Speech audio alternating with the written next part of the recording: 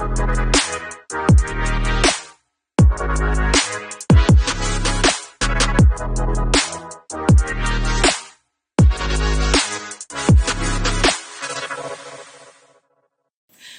today we're in 1 Samuel 17, following on in our series on the life of David and understanding his heart. And this is a passage where David fights Goliath, so it's a really well-known passage. And whether you've been around church for a really long time or whether you're really new to this is probably a story that you've heard about because it comes up so often in contemporary society. It's the classic underdog story. We've got little David getting the better of the big, mean Goliath.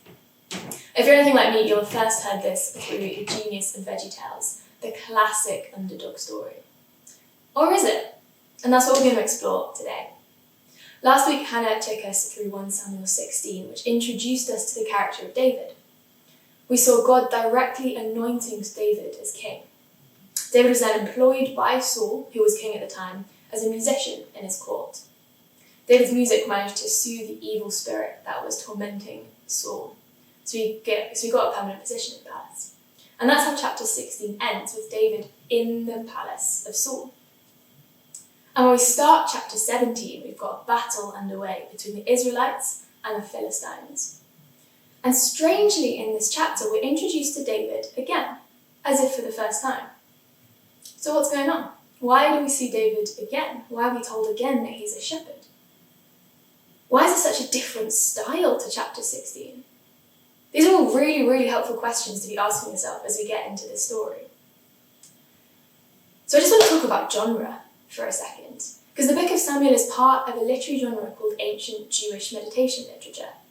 It's exactly the same as reading modern American sci-fi books or Elizabethan drama.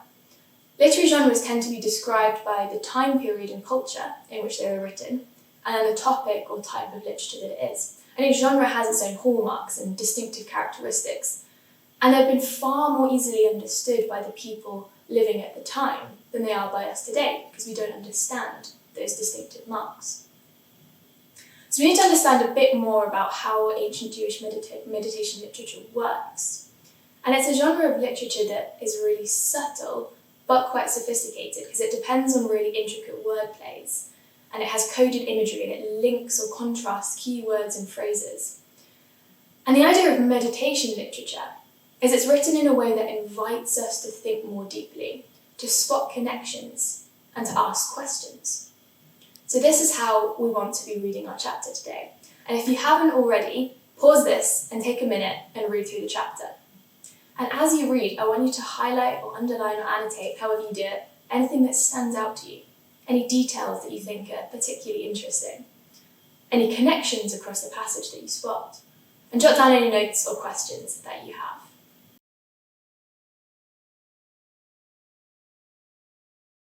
Okay, you probably already have a lot of questions from all the different things that you spotted because it's such a detailed chapter. And this is one of the big differences between chapter 17 and chapter 16 before. 16 is quite sparse on detail, 17 is really richly detailed. And the differences between these two chapters has caused a lot of people a lot of trouble. Are they written by the same person? Are they different people? Why do we have this differing perspective?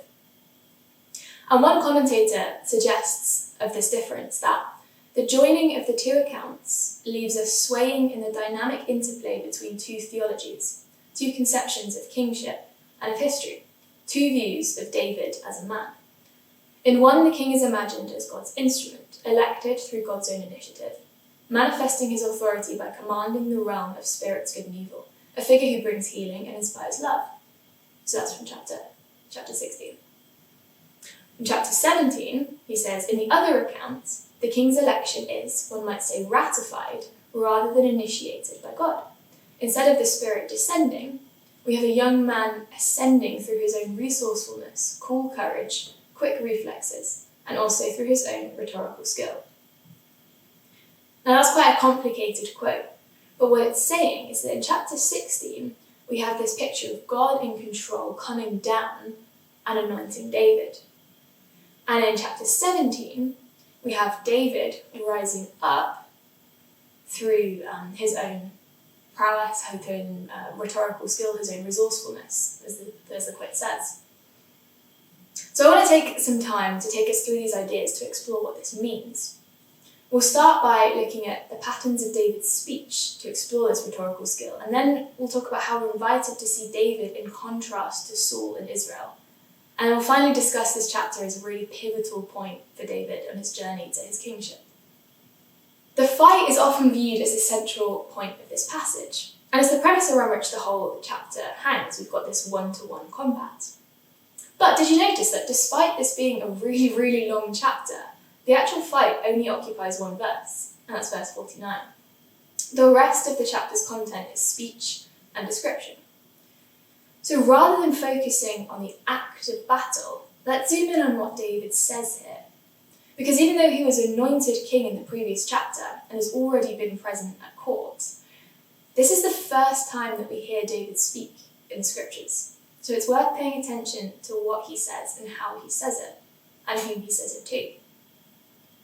So let's start by looking at his first speech in verse 26.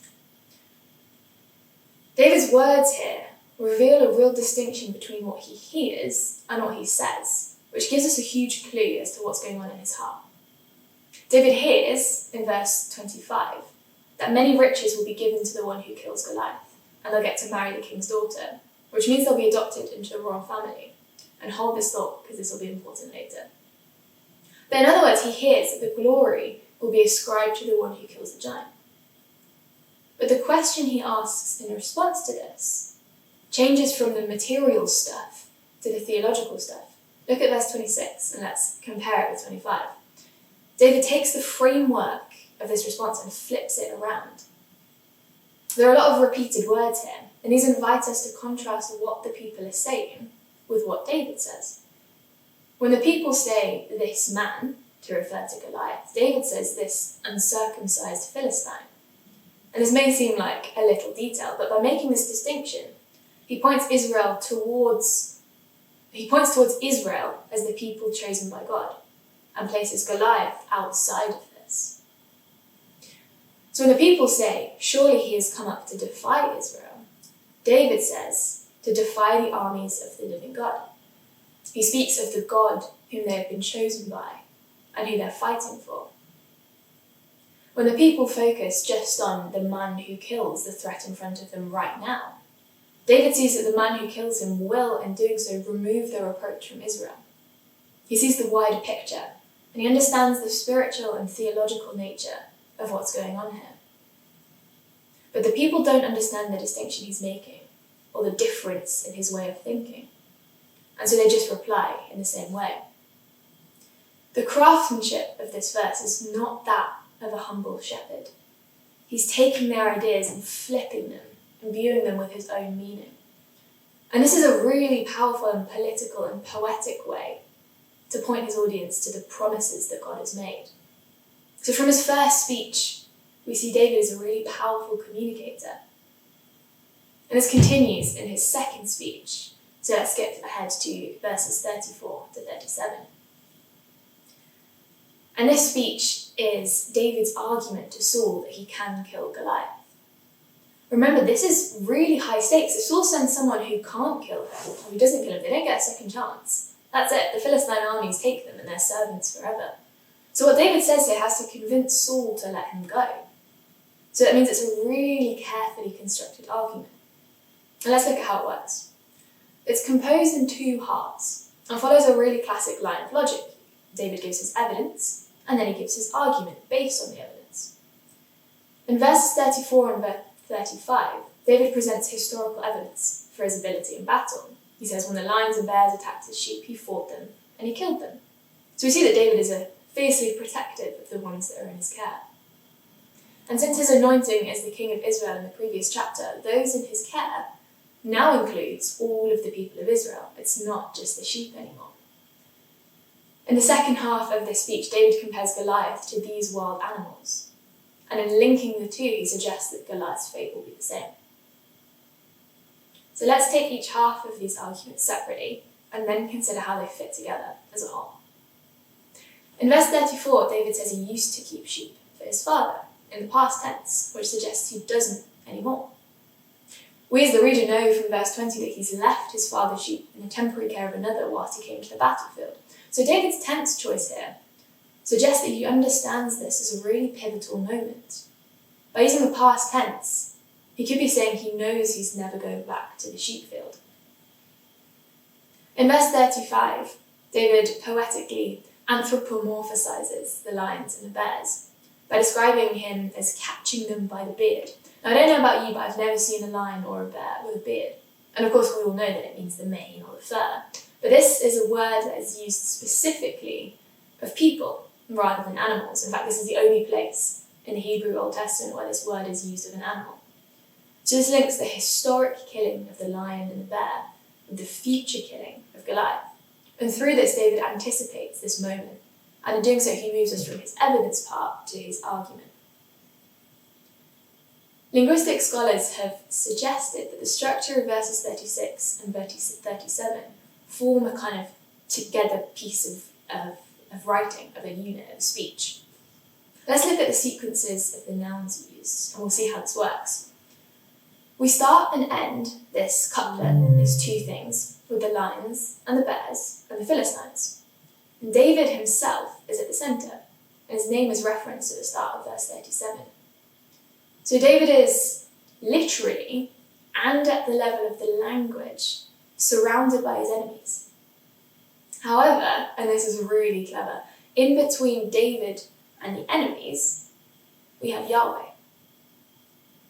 This is a kind of A-B-C-B-A structure, and it's called a chiasmus, and these are a literary device often used to conclude an argument, particularly in kind of witty verbal arguments.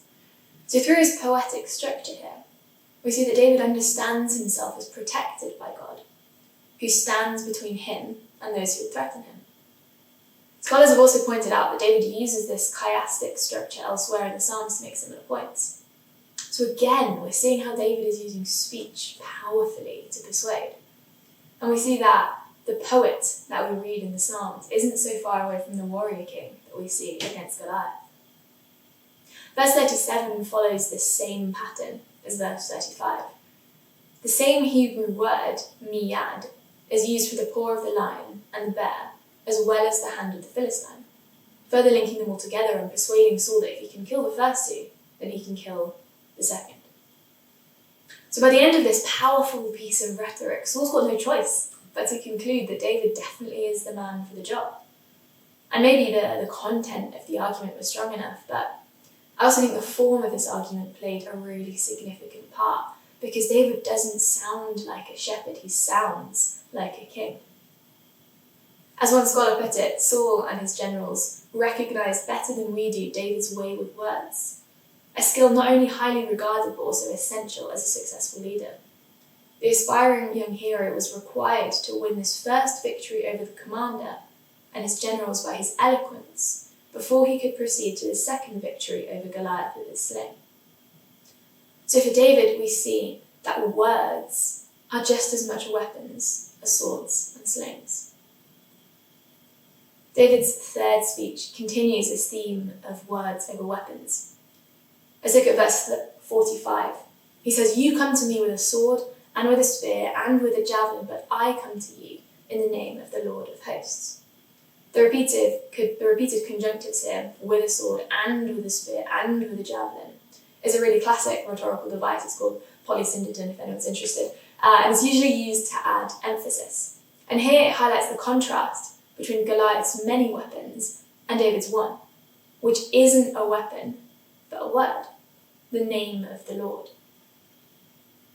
Verses 46 and 47 form another unit, but this time it's prophetic rather than argumentative. Verse 46 starts, "This day the Lord will deliver you into my hand." And verse 47 ends really similarly, "For the battle is the Lord's, and he will give you into our hand." Sandwiched in the very middle, we find the lines, and which are the reasons that David's giving for this. And his reasons are that all the earth will know that there is a God in Israel, and that all this assembly may know that God saves not with a sword and a spear. So this is why David's doing this. Notice there are two reasons sandwiched together here. The two phrases use the Hebrew words, and the words for earth and assembly are only two letters different, but these are two very separate and distinctive reasons. In the first one, so that all the earth may know that there's a God in Israel, the word used is ha'aratz. And this is the same word used when God created the earth in Genesis, and is used 934 times in the Old Testament. This is the word that's used for the whole of creation, the earth and everything in it. So in other words, David wants to show the existence of God to the whole of creation. He wants to cast the net pretty wide then. But the second reason is far more specific and far more localized. The word is hak kahal, and this is the Hebrew word for assembly, but it's used really specifically to refer to the gathering of the people of Israel. So David's second reasoning is directed much more towards his own people. And so then he doesn't use the general term for God, Elohim, like he does in his first reason, but he uses the actual name of God, Yahweh, which was the name given by God to Moses in Exodus 3:14. And these two different words serve to remind the Israelite people of their special relationship with God, their covenantal relationship. To creation, to everyone else, God is known just by a title, but to the Israelites, he's known by name, and to David, he's known by name. And David wants to show them the character and relationship and personality of their God. This is what they've forgotten in their rush to be like the other nations. And in this speech, David seems to address Goliath whilst talking to the people of Israel, referring to them. His speech focuses them, refocuses them on who God is, and reminds them why they're fighting. He draws them around him. You'll notice he starts the verse 46 by saying, "The Lord will deliver Goliath into my hand," singular. He'll claim the literal victory. But verse 47 ends with the same idea, just wider. "The battle is the Lord's, and he will give you into our hands," referring to the hands of the people of Israel. So his use of language here cleverly starts to assert himself as a rallier and a leader and a uniter of the people that he's anointed king over, but is yet to ascend to king over. We'll see this after the victory in verse 52 as well, which reads, "The men of Israel and Judah rose with a shout and pursued the Philistines." So David, despite his lack of political authority, he's no one here. He's demonstrated far more kingship than Saul, and the people respond by following David as their leader, leaving Saul behind them. If we look closely at the detail throughout the passage, I think we're invited to see the contrast, not necessarily between David and Goliath, although they're the two people that are actually fighting, but between David and Saul, who represents the people of Israel at this current state. Because throughout this chapter, Saul and Israel are depicted as kind of mirrors or imitations of the Philistines, and David is separated. David's really distinctive. One really clear way we can see this is in the opening verses of the chapter, so let's flip back there. Verse 1 shows us the Philistine armies gathered and encamped on one hill, and verse 2 shows us Saul and the men of Israel, who are also described in the same terms. They're also gathered and encamped. And verse 3 takes this idea further. It's a phrase in two halves. The second half mirrors and actually perfectly copies the first. We read, "The Philistines stood on the mountain on this side, and Israel stood on the mountain on this side." The Hebrew phrasing is identical. The only different words are the Philistines and Israel. So the two armies are set up as mirrors of each other, both geographically, one on this hill, one on this hill, and at the level of the language. Goliath and Saul are also drawn together through repeated words, particularly in the description of their armour. And this is why we can see them as linked, Goliath and Saul together. In verse 5, Goliath has a helmet of bronze on his head, and he's armed with a coat of mail. Now if we look at verse 38, when Saul clothes David with his armour, he includes, you guessed it, a helmet of bronze on his head and a coat of mail. Just a little side note here, isn't it interesting that Saul the king is clothing David in his armour? And we know from the previous chapter that David had become Saul's armour bearer. So this is like a really interesting role reversal. And I think again this foreshadows David's new position as rising up to king. But Saul's reaction to dress David in his armour shows his battle plan really is just imitating what he sees on the other side. He's imitating the strategies of the Philistines. But David's refusal to wear this armour shows his trust in God, which sets him apart from both of the armies present. And let's not forget that the reason that Israel has a king in the first place is because they wanted to be like the other nations. In 1 Samuel chapter 8, Israel demands a king because they want to be like others. Despite Samuel warning them, this would mean they're rejecting God as king over them. The Israelites reply, "No, but there shall be a king over us, that we may also be like all the other nations, and that our king may judge us and go out before us and fight our battles." Now that's slightly ironic, isn't it? That they wanted a king to go out ahead of them and fight their battles for them, and they've ended up with Saul, who right here is doing exactly the opposite of that. So in this moment, we've got Israel and the Philistines blurred together, and David set apart through his faith in God. The Israel that rejected God himself as king over them now waits to be saved by the shepherd who calls God his king. One scholar writes of this particular dynamic in this moment that David calls Israel away from its imitation of the other nations, and he calls the other nations away from their foolish defiance of Yahweh. So I hope you can begin to see the ways that we're seeing young David rise up from obscurity as the last forgotten son of Jesse to a kind of de facto leader of Israel, both through his powers of speech here, his rhetorical skill, and through the ways that he's set apart from the people of Israel, and his ability to call them back into action. So we're starting to see that this is a really pivotal moment for both David and Israel. The dynamic here is shifting. Finally, in this chapter, we see David's shift from domestic to political. And what I mean by this is we see the shepherd change to king. He starts the chapter at his father's house. He's following orders to deliver bread to the other sons. He ends the chapter at Saul's palace, being asked by Saul whose son he is. Now, is that odd to you? That Saul is asking whose son he is? I think that's a slightly strange question to be asking, particularly given in chapter 16 we already see David enter Saul's court. Surely Saul already knows who he is. We've already seen Saul clothe David in his armour and talk to him. Surely he knows who he is at that point.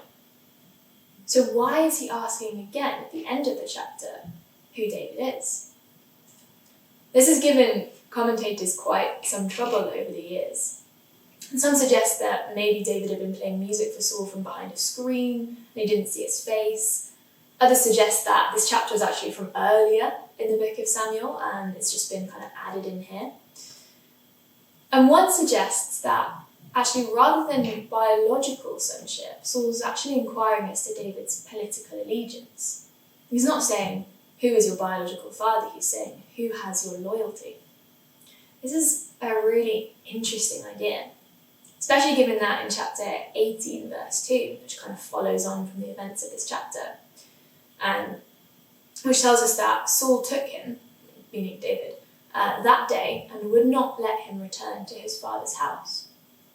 So David's now fully enmeshed in the politics of court and in the service of Saul. And remember that, as we touched on briefly at the start, since he killed Goliath, he's entitled by Saul's own reward to marry the daughter of the king and then become part of the royal family. So this is a step towards kind of legitimizing in human terms an understanding that David is ascending to kingship. We've already seen God anoint him. We already understand that he's king in theological and spiritual terms. But now we see him moving to kingship in human terms. In verses 28 to 30, David meets and is rebuked by his oldest brother. Eliab overhears him and thinks he's left the sheep unattended, that there's evil in his heart and he's only come here to see the battle. But we as the reader know each of these claims is untrue. We know that David's left the sheep with an attendant. He's been diligent in that. His heart is faithful and true to God. And that he's only come at the orders of his father. So in response, we can see that David actually isn't understood by his own family. And to Eliab he says, "What have I done? Was this not but a word?"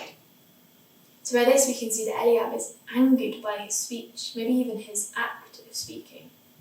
Eliab is annoyed that David speaks, that we hear his voice. As the youngest son, perhaps he would have been really expected to be quiet, to not make noise, to be forgotten about.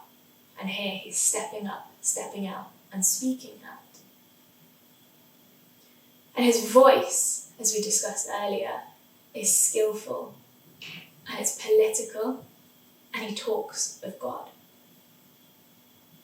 And so in this moment, when David says, "What have I done? Was this not but a word?"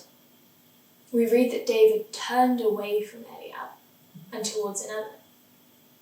And one commentator suggests that in this act of turning, it's both a physical and a symbolic turn for David, away from his past life, represented by his brother, and turning towards his new future as Israel's anointed king.